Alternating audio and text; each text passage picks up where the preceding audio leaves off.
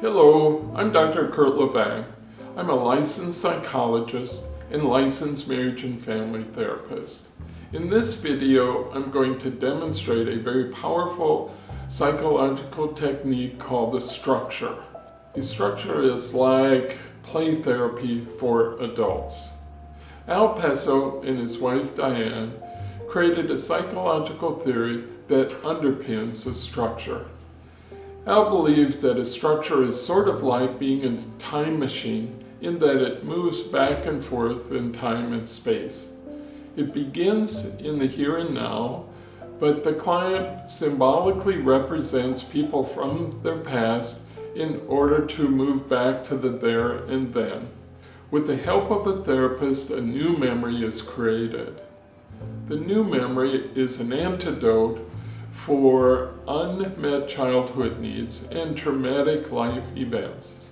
It's like theater in a way, in that it uses creativity, imagination, role play, and even choreography to reshape life's miserable experiences into life-enhancing, life-giving experiences. Even though your body has never experienced such an antidote, your soul has never stopped looking for it.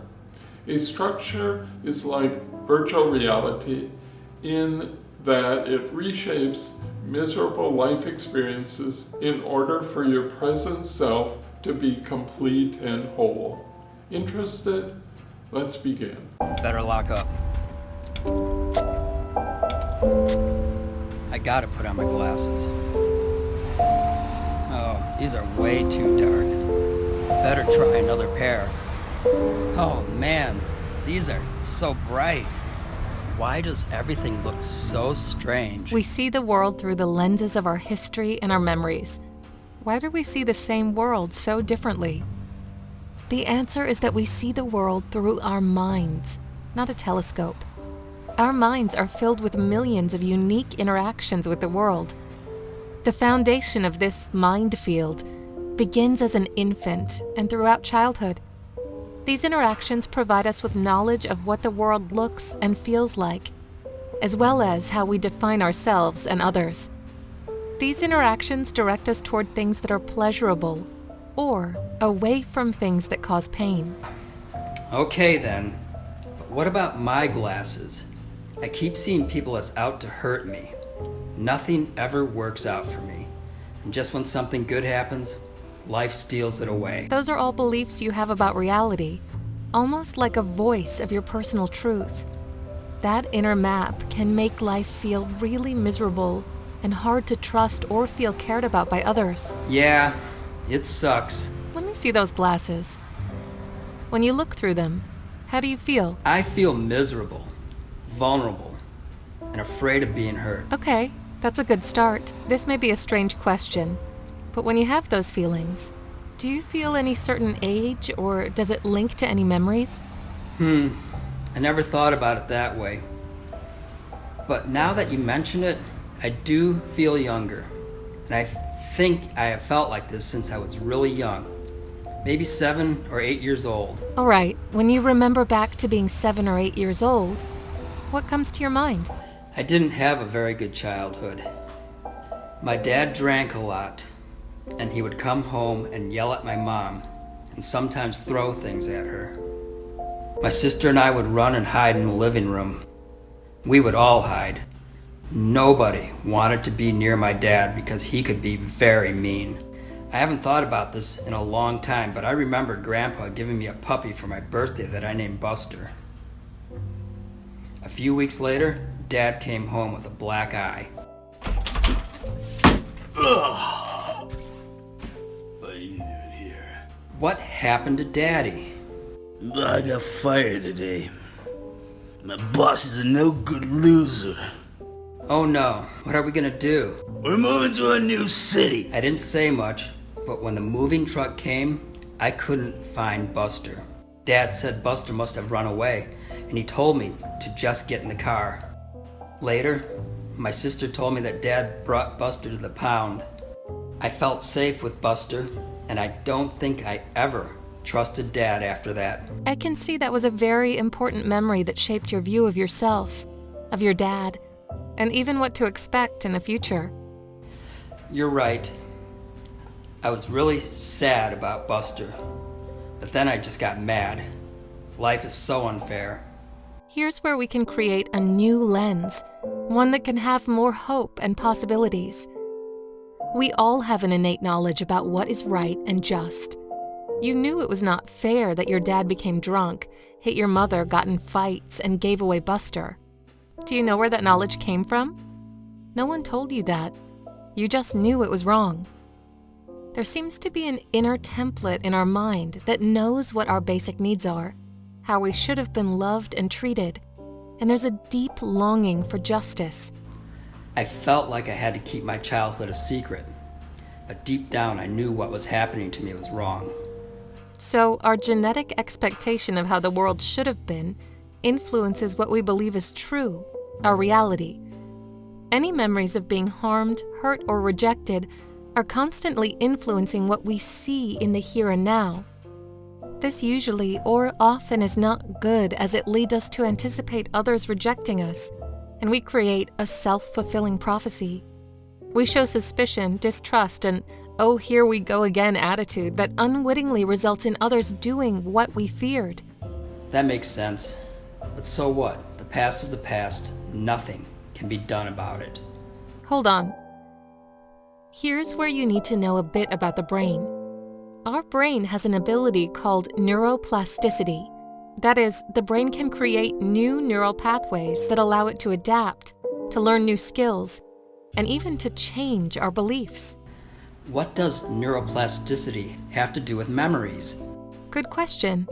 Science has learned that memories are notoriously unreliable. A person can hear a good story growing up that was not true, but remembers it as completely true. We also know that when someone shares a memory, that for a short period of time the memory is very pliable. And if some new information is shared, the whole memory can change. However, to alter such life-changing memories as the one you have about your dad's hurtful behavior, and your interpretation how life isn't fair, I want to introduce you to a therapist who's been trained in Pesso-Boyden System Psychomotor PBSP therapy. In this therapy, he'll lead you in what is called a structure. The therapist will begin very carefully listening to you and micro-tracking your emotions. What does micro-tracking mean? The therapist will watch your facial expressions and moment by moment help name and identify emotions that are registering on your face as you talk about your life. When your feelings are witnessed by an outside source, you become more connected to your inner thoughts and can express how those feelings match your inner beliefs.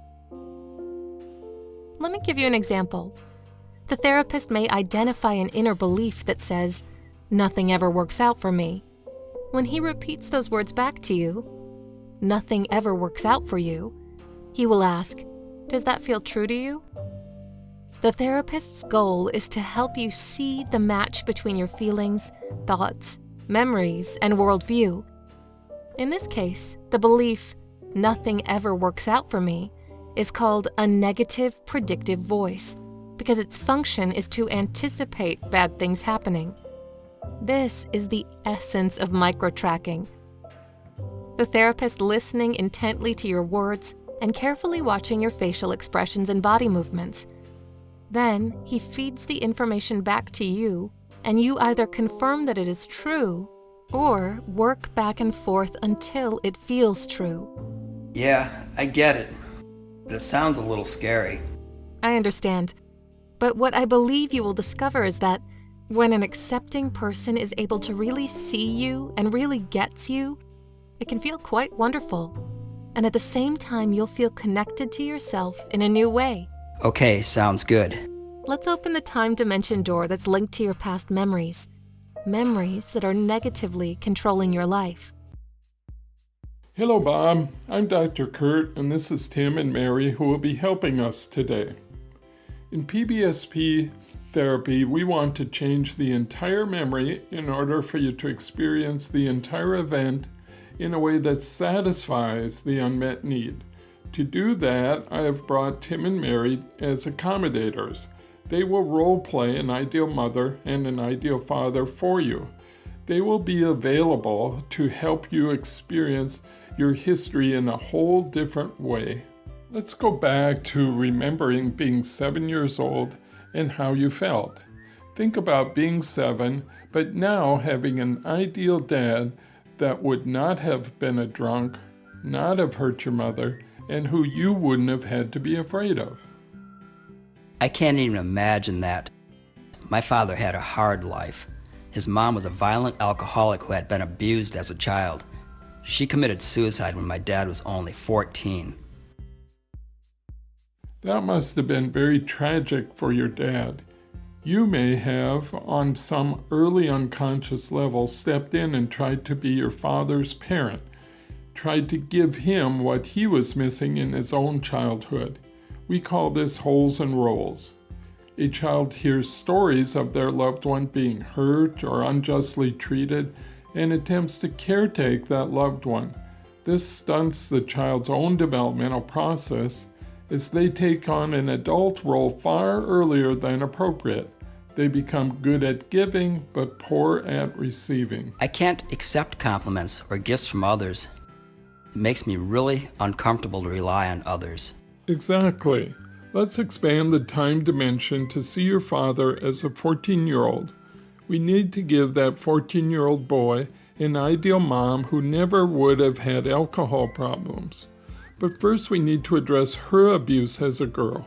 What she needed was ideal parents, parents who would have truly loved her and kept her safe. I'm going to use these figures to make a movie about your dad being 14 years old. We will use this small elephant to be your dad. Imagine him seeing his mom when she was young. Let's use this elephant for your grandmother, and let's give her ideal parents. You are now enrolled as ideal parents. And they say to their daughter, if we would have been your ideal parents, we would have never left you home alone with your uncle, and we would have never let your uncle abuse you. See how much different life would have been for your grandmother with ideal parents. See how different it feels to see your dad not having to take care of his mother. Now we can enroll an ideal mom for your 14-year-old dad. You are enrolled as Bob's father's ideal mother. If I would have had these kinds of parents, I would have never turned to alcohol and never committed suicide when you were 14. See how that impacts your dad. I feel a sense of sympathy for him. I've never felt that way before. Good. Let's take that one step further. Let's have this ideal mom say to you and point to your dad, "It was my job to parent your father, not yours." Imagine how wonderful it would have been for your father to have that kind of loving mother. Wow. I feel relief and touched because I never knew any of this had an impact on me. Yes, let's go back to you being 7 years old. I want you to imagine having this new ideal dad with this new kind of history. Now, I know this is different, but I'd like to offer that you have Tim and Mary enroll as your ideal parents. Okay, what do I do? You will have them enroll just as I did with the elephant figures. After you ask them if they will enroll as your ideal parents, they will each say to you, "Yes, I will enroll as your ideal dad and as your ideal mom. Where would you like us to sit?" Okay, sounds good. I will enroll as your ideal mom. Yes, I will enroll as your ideal dad. Where would you like us to sit? On either side of me, on the couch.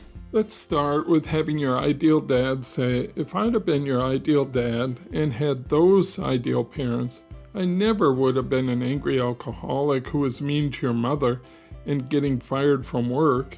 And he also would have said, "If I'd have been your ideal dad, you would have felt safe with me." If I'd have been your ideal dad and had those ideal parents, I never would have been an angry alcoholic who was mean to your mother and gotten fired from work. And if I would have been your ideal dad, you would have felt safe with me. Now your ideal dad says, "I would have been completely different than your real dad, and I would have been able to keep jobs and not lose my temper.